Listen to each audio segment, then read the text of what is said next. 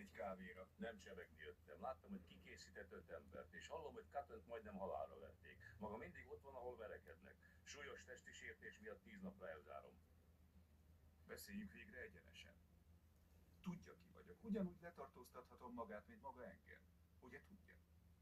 Szóval, üljön vissza a kocsiba Orin többi magánrendőrével egyetemben, és húzzon el. Törődjön bele, hogy felettem nincs hatalma. Talán ez majd segít megérteni. Bilincset!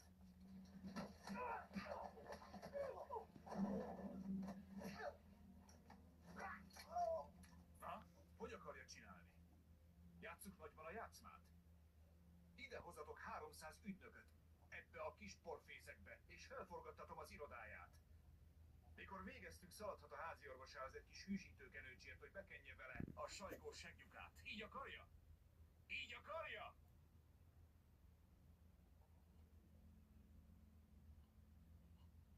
Menjünk, fiú!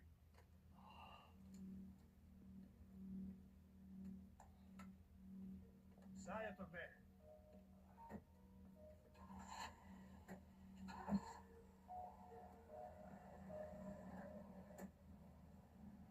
Ki maga, Mr. Taggart? Környezetvédelmi ügynök vagyok.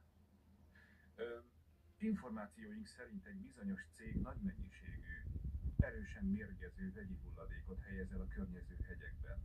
Ez nagyon aggasztó, mert ha a méreg leszivárog a talajba, több ezer mérföldes körzetben tönkreteszi a vizet és veszélyezteti az emberek életét.